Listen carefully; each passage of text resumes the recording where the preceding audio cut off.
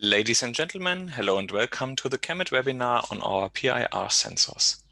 My name is Alexander Nebel and I will moderate the webinar today. We are very pleased that you find the time to join our webinar. Presenter today is Michael Freitag, our product manager for magnetic sensors and actuators. Hello Michael, thank you for presenting today. Please tell the audience shortly about your role inside KEMET and then you can directly start your presentation. Hey, good afternoon, Alex. My name, as Alex said, is Michael Freitag. I'm responsible in Europe for the magnetic sensor and actuator product management. I'm working quite a while already for KEMET, so more than 16 years, had different roles in the past and so on. But anyway, I'm really excited with this relatively new role that I have now for the last little bit more than 2 years. And there's constantly new products released, and from that perspective, it never gets boring. That is also the reason why, I did a webinar, I think, about PIR sensing in 2018, if I remember well. So that means it was relatively at the beginning when I started with this. Now we have released over the course of the time a couple of new products, and I gained also more knowledge. And my basic idea was to share a little bit what I learned and also what the new sensors are able to do. So to guide you through this, I prepared a little agenda. This is basically guiding us to these things. And as you see on the right side, it's basically about proximity detection. So let's see if there's somebody or nobody, or also it might be used for gesture sensing, and in the light of more smart home and other devices, basically it's getting more interest from customers. And I split this up into let's say 5 different topics, starting first of all to explain what infrared radiation really is and how it can be measured, what role kind of filtering has, and it might be that it's there because we want it there, or sometimes there's filtering which is more parasitic, and I want to talk about this as well, and also followed by a few examples of applications. Basically it's your creativity and such, but just to give you some guidance about what can be done and also what has been done already in the recent past. And so when I looked online in our nowadays more extended setup or lineup, it was a little bit difficult for me honestly to see what can be used in which situation, and that's where I spent then the last part of it a little bit more explaining about this. And I'm usually I don't do this. I let's say imagine that everybody who is listening to these webinars can read datasheets, but here it's really a little bit tricky because it's kind of coded part numbers, and it's really it could be a little bit easier. Maybe we're working on this as well. Okay, let's start with the beginning. So what is infrared radiation? So the wavelengths of the IR spectrum is between the visible light and the radar, roughly, it is you can see it's precisely more like areas of the same color when you look at this, and often also expressed when you look at the picture of this IR picture in kind of false colors to make it more visible that this is basically infrared light and it's not a visible light which is reflected, basically, right? So these infrared waves represent the temperature, and the molecules in a certain temperature level emit IR through internal movement. Those can be oscillations or vibrations. And when some kind of material gets warm, it's kind of the movements of the molecules are there, and this can be represented into like radiation, and the emittance of these photons of this energy from those surfaces increase, of course, when they are warmer or when the heat is higher. And this radiation is always visible, and there need to be no source for the vision. So that means you all know when you try to take a photo without a flash in the dark, I mean, it will probably not work, because for like visible light, it is mandatory that you have a source such as a light bulb or such as the sun to see something. And infrared light or the infrared, let's say, source is, for instance, a human body or a hand on their own. So there does not need to be another kind of source where it's reflecting to.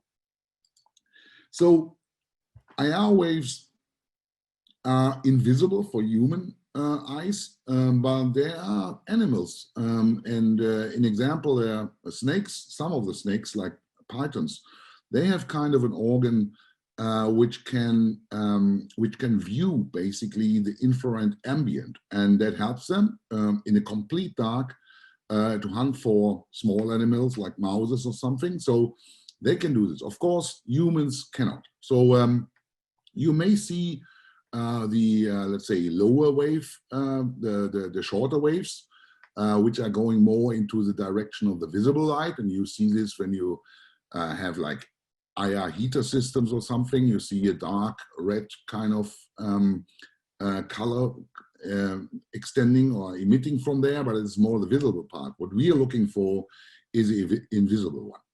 And when you look at the curve here in the graph, I mean, this is basically over the spectrum of wavelengths, the human body, when it's of course, it's normalized, so it's a lot more spiky when you see this in its origin.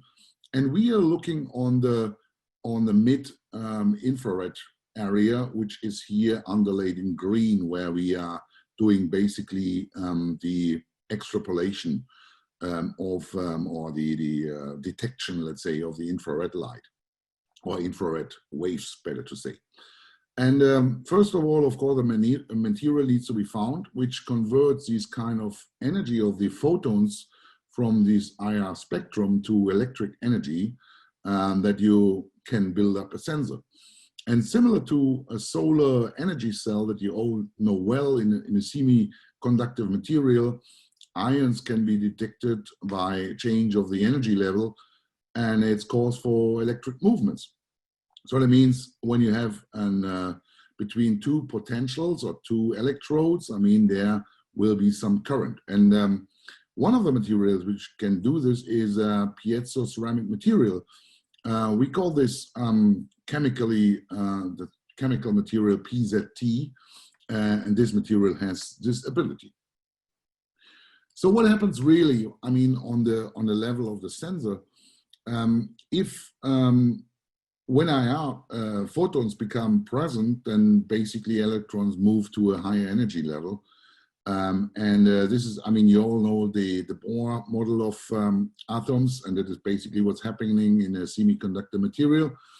And when the IR is present and there's no change, let's say, then these potentials or these electrons keep their level. But when these photons fade away, it means somebody walks out of an infrared, out of the sensor view, then basically they move back. So it means in coming and going, and you see this here on this signal over time, you will see a coming and going of an infrared source. And it could be, as I said before, a hand or a full body, and it's depending on the application, what you're really looking for.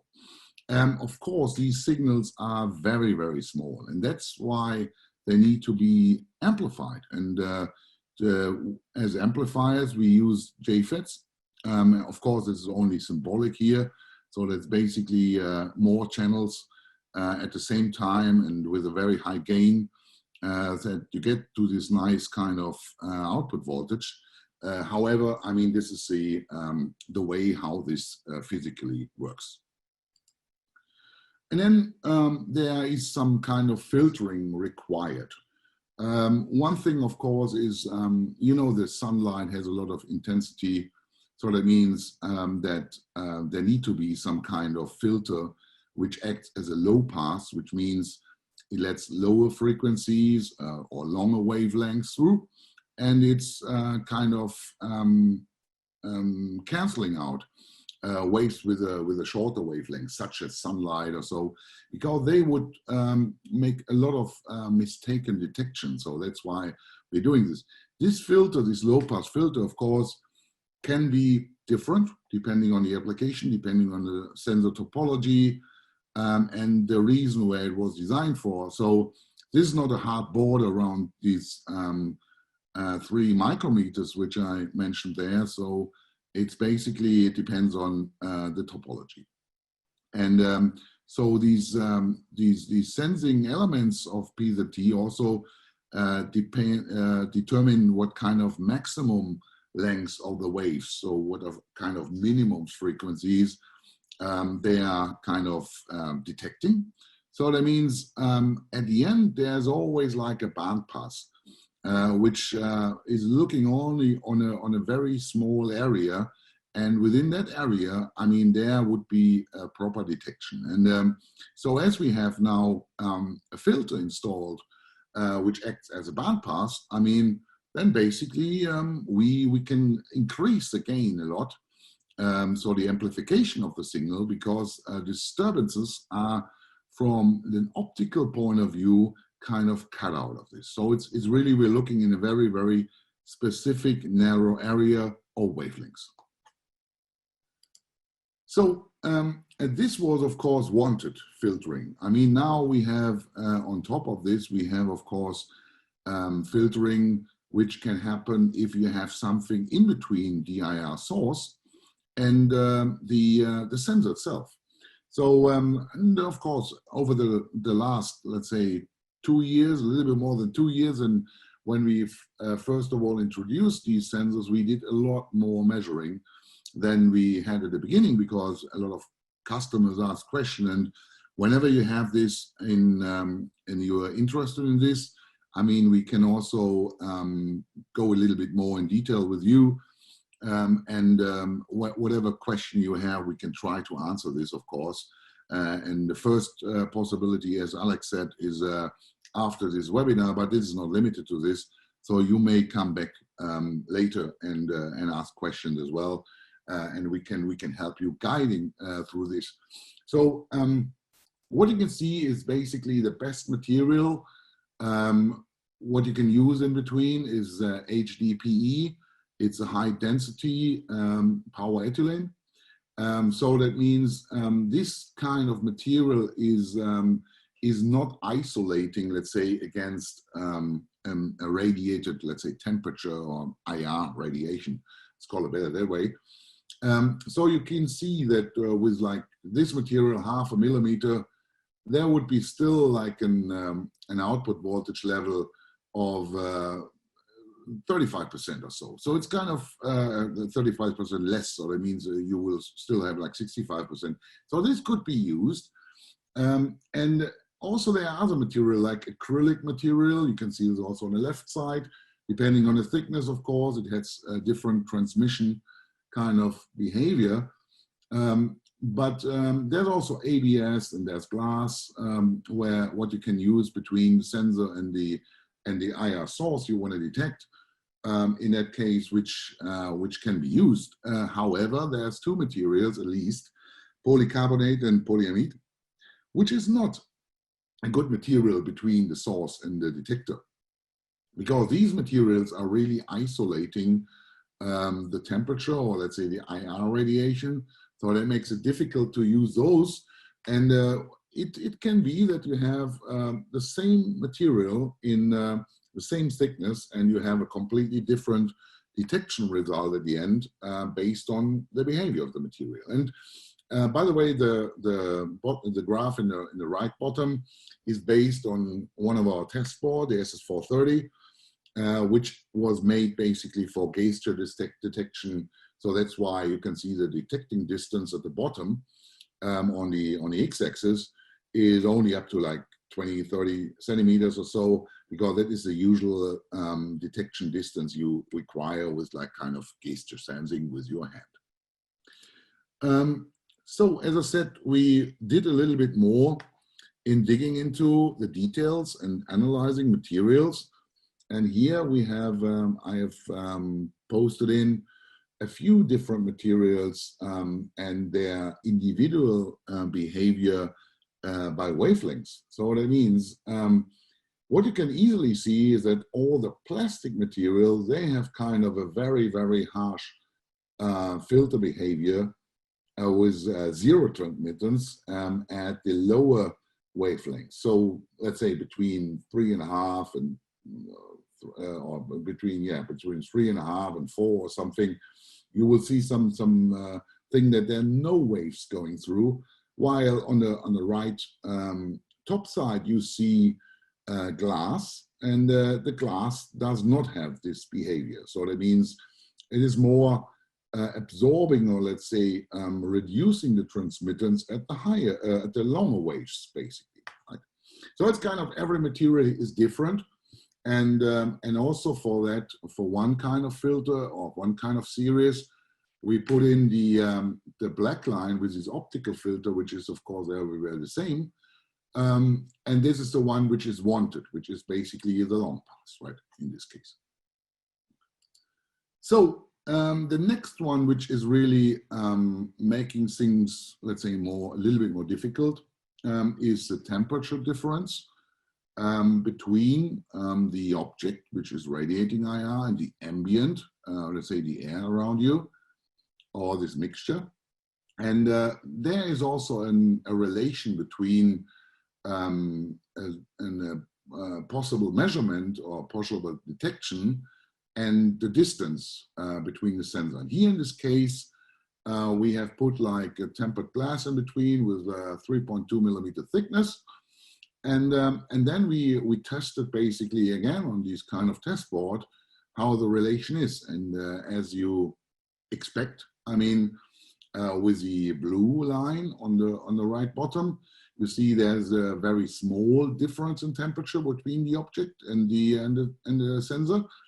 And on the pink one, it's like 10 degrees C. So, however, if you look at your usual body temperature of like 37 degrees C, then there is a minimum, an absolute minimum required of 2 degrees C between. But from like 5 degrees C, the detection is really possible, again, with a little compromise on the distance. But however, I mean, this means that the ambient temperature can go up to 32 degrees C. So that would be relatively warm, especially when you look into inside of some buildings that without an air conditioner or something, it would be pretty warm. So in most of the cases, I mean, these kind of sensors are really applicable for each and every application when it's not too hot, really. Of course, it would be the same thing when it's the other way around. I mean, it's hotter than the IR source, but the problem is then, I mean, this is kind of getting tricky, right? When it's hotter than your kind of body temperature, it becomes very strange. Applications. So as I said at the beginning, I mean, you are the creative guys doing some kind of applications with this. However, what we have seen from the inquiries and such, that it is usually the gesture sensing is demanded for a lot of these smart home environment applications, which are kind of controlling some other devices, maybe saying hello, maybe opening up a screen or something like this. And what also was not very surprising is that in the medical ambient, there's also a lot of demand, because, and you see this nowadays, of course, with this coronavirus. I mean, wherever this is possible, it should someone should avoid, let's say, to touch a surface or something, and then a gesture sensing, a gesture steering, basically, of some kind of medical devices might be some idea. And also energy saving. I mean, the European Union is creating new laws every now and then, and to reduce the the energy which is lost by simply having a device powered on but not using it. So a lot of requests came in where something should wake up from an energy saving mode when you do a gesture. It could be a display, could be everything else. And then it comes to human proximity, so more the long distance detection. And of course, again, energy saving is a thing.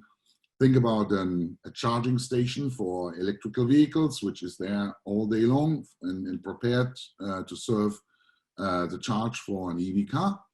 And but the display doesn't need to be on all the time, of course. So that means if somebody is narrowing, it can already switch on the display, maybe start some other devices inside, like microcontrollers or processors, to be prepared for like data communication or something like this, without that you have to wait too long or that you have to touch any buttons.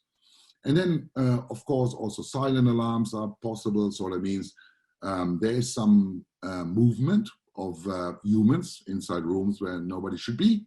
So that could be easily used to create some kind of silent alarms to have somebody moving to that rooms and looking if they're everything all right. So that could be all things of being like applications and basically where this could be also in. I mean, I like most in from this slide the study robot, and it is basically meant for teaching kids in English.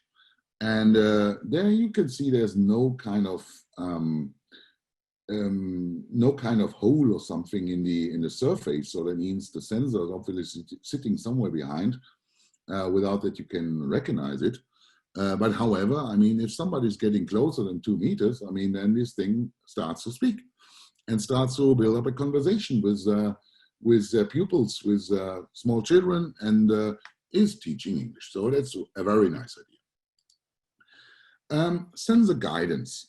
I mean, so there's basically, as I said at the very beginning, I mean, we have now launched a few more parts, and it's becoming a little bit more complex. The one you see on the right side, the PLN series and the SS430, these were the ones we launched in 2018 already. I guess, I mean, we have had another webinar, but however, I mean, these are also explained here. It is for the case proximity. So that means yes or no, is there a hand or is there no hand? Our existing series is basically fully analog, which customers sometimes like because they want to make their kind of control circuit completely on their own. They understand the whole problem of PIR, and they do this themselves. However, we found customers for whom this was too difficult. So we also launched now a kind of digital sensor, which you can communicate to by I2C bus. So that means there is already, I mean, you can make a few changes of the sensor as well, adjust the gain and set up the sampling rate. There's an AD converter inside and such. So that's kind of also relatively easy to use. And we also have for this one an evaluation board, which you can basically use for first testing and something before you integrate this on your own. Or maybe you want to use this later on as well. And then the new thing really is we launched also a directional sensor, which is there's basically an array of 2x2 PIR sensors. And with this, it's possible also to see if there's a gesture from left to right, right to left, from up to down, down to up. So it's kind of is basically 2 axes and 4 directions can be identified with this. So directional sensing, how does it work? When you, and here you see it's a completely digital sensor. So it's kind of an AD converter inside. And it depends on which comes first, what comes first, the positive or the negative one. And so that depends on which direction you're moving. Basically, when you're moving from right to left, I mean, then the positive half wave is coming first. If you go in the other direction, left to right, then the negative one comes first. So with this, you can distinguish which direction it is. And at the same time, when a hand moves left to right or right to left, the up and down one is basically they're both at the same time on, both little PIR sensors within this array. So that means you get no directional information because there is none. You're moving basically on the same line, right? So, but there you will still see a movement basically, but not the direction with this. And if you, of course, go up and down or down and up, I mean, these two curves would just exchange to each other. And what you also can see is on the blue line, which is representing the up and down, the signal level is smaller because there's not so much movement than the left and the right PIR sensor is evaluating at that time. So it was completely change over, means the red curve for left right would go down while the up down curve comes up and shows the same characteristics as now the red curve shows. So this is basically without any lens. It's with the aperture only. Is possible up to 20 centimeters. If you use kind of a lens, you could extend this probably to like something like 80 centimeters, 1 meter, which is for gaze sensing still good enough. So how to detect a longer distance then? So not all the sensors are capable to do this. We have launched a new one, which is from the PL series. It's called the PLQ. Which has a higher sensitivity than the previous one that we launched more than 2 years ago. So that one we can put behind a Fresnel lens, which is a flat lens. It's coming in 3 different colors. I'll talk about this a little bit later. But however, I mean, when we do this, then it is like a lens. It's like an optical lens. I mean, if you want to increase the energy, then you have to decrease the angle usually to get like the same result on a longer distance. It's basically the same as you want to do with this with your camera or such, always like a light that you kind of focus on a certain area like a flashlight.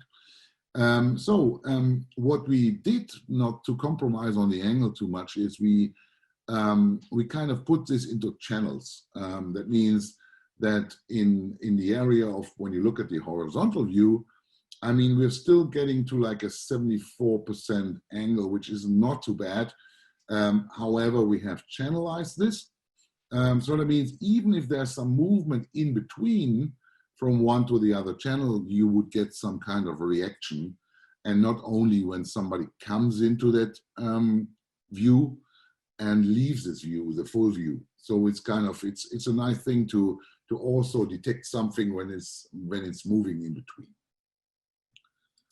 And then, I mean, as you can think from a mechanical point of view, when you look at the right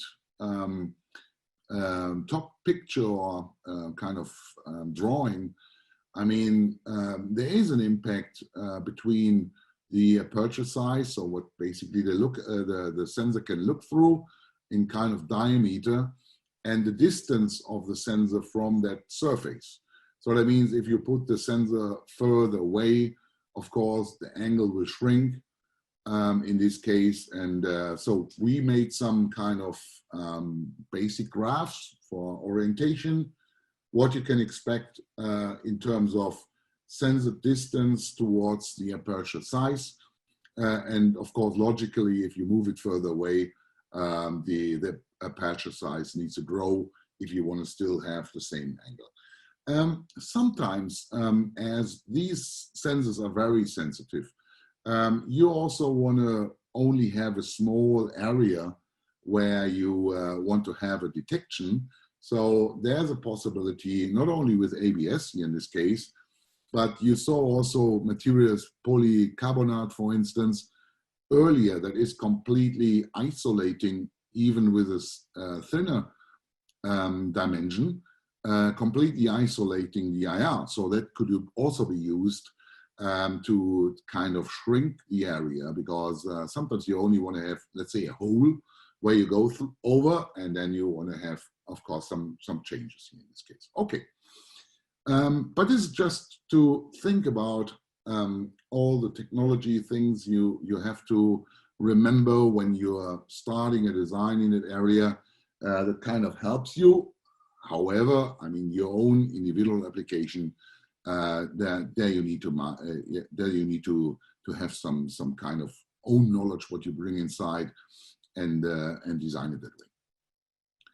Okay, then when we briefly compare the lineup we have today, we have two groups. We have this kind of what we call the QMS series, and we have this PL series. Now, start at the QMS. I mean, this is, as I said, completely digital. There is a possibility with a certain sensor to have this directional detection as well. I mean, we have 3 different standard setups available, and it's very quick. It's extremely quick. I mean, it measures within like 10 milliseconds, and it's also immediately after switching this on, it's ready for detection. We have a test board, and the quick detection is really based on a very, very low mass, low weight, or low mechanical size of the PZT element. And the smaller it is, that of course the quicker it kind of can react. However, there are some kind of disadvantages. I mean, without a lens, you barely can go above 20 centimeters in detection range. With a lens, of course, goes up to like 80 centimeters. It is quick, so the high-speed detection can sometimes compromise with sunlight which comes in. We have seen this. However, there's possibilities to avoid this, but it needs to be mentioned. And the current consumption, because it's integrated with an AD converter and such, and all these, let's say the digital circuit, which is making the I2C bus possible, consuming some power. So the typical power is, with a normal mode, is 22 microamps. If you go to low power mode, which means the sampling rate goes down, the sensitivity goes a little bit down, it's 3.5 microamps. So that's the range where this would be. For the existing PL series, we have up to 2 meter detection without a lens. So that is basically a big pro when it comes to like a surface design of a certain application, when you don't want to have something in between, let's say on a smooth surface. And then whenever you want to integrate this on your own, the analog signal, I mean, then it's really, you can do whatever you want with the signal. You're completely free. The sensor itself consumes only 1 nanoamp, which is very, very small. So there's basically also no standby really needed. But it needs, of course, some things around then later on for having like the triggering. And we have a low current proposal for a board which is consuming around 3.5 microamps, which is still okay, and is giving you the full possibilities and the full sensitivity of the sensor. And you get these boards, of course. What we saw, or what we got as feedback, let's say, from customers who had tried this already, it's probably the best sensor in the industry in operation, where you also have sunlight as a threat, let's say, that can disturb your detectance. So it's really working best. And it's going up to 5 meters with a Fresnel lens in these 3 colors. However, I mean, it needs 30 seconds to warm up when you initially start it.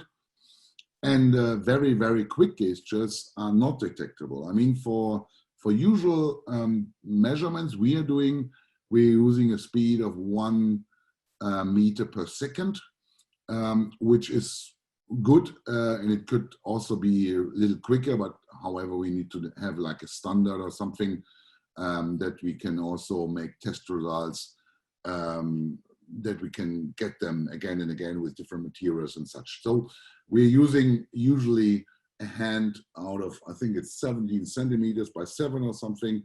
But I mean, you will probably have your own measurements in that range. Okay, coming to like a little bit the, to how to call it, unfuzzy, our website. It is a little bit tricky to see when you see a lineup of these products. And basically, I try to make this a little bit more visible. On the left side, you see from the PL series, the gesture sensing. It's not a lot what you need. Basically, there's only one sensor and there's one kind of evaluation or test board you can use. And then, of course, you can do whatever on top of this with your own chassis material, housing material that you need. For proximity or long range detection, it's basically another sensor. You see a difference in the part number. The PLQ is much more sensitive. So that means you can't use it really without something in front of it. So it's not limited really to the lenses we have here on the right side. It could be also all kind of material, including glass or thicker things or whatever. Whenever you need more sensitivity, I mean, then you can try the PLQ sensor. Whenever you need the standard range, the PLN would be absolutely okay for this. And of course, these test boards I mentioned. And then we have this new lineup, and there we made a little bit more efforts to increase like kind of test equipment. You see, it's only 3 sensors really, which are on the top of this. There's the single one. Then we have these ones with 2x2 arrays. So we have also these kind of what we call the modules, the QMSM, which is then having like a standard kind of plug adapter where you can have your own test board to connect this to. And on top of this, you have a few different kits, which we have here, as you can see, for having with a lens, without a lens, in the different directions. So I'm not sure if this is, I mean, completely easy to understand, but I believe it's way better than what you can see at the moment on the data sheets, right? Okay, last but not least, and this is the last slide, there's a few other parameters that need to be considered between the different series we have. As I said, left side, I mean, it's completely digital. Right side, it's completely analog. The view angles are different. The sizes are roughly the same, so it's very small and very low profile. The supply voltages vary a little because, of course, on the digital one, you usually have 3.3 volt. What you use to power this, because there's not only the sensor, but there's some other devices inside this enclosure. And for the analog one, it's like 2 to 15 volt, depending on what kind of signal quality you want to have. And it's basically the GFET or the GFETs, which you drive with this. Operating temperature is relatively the same, and the weight as well. So it's kind of the current consumption I talked about. So that's basically a little bit about the differences between them, and also what electrically and mechanical these are capable to. And so it's kind of the overview of what we have available for your developments. And when we come now to the very end, I mean, it's what probably we have seen is that every PIR sensor needs to limit the bandwidth of wavelengths to act, because they become then more reliable. And depending on the application, there's many different sensors available and very different, let's say, to combine them or with lenses, non-lenses, such. So the evaluation board can be used as kind of an easy implementation. So it means give you some kind of test environment where you can see if it's in general usable. And then basically proximity and gesture sensing is possible for your automation, and whatever ideas you have in this case might fly with this. Okay, and I would conclude the webinar here and wish you a nice day. Okay, bye-bye.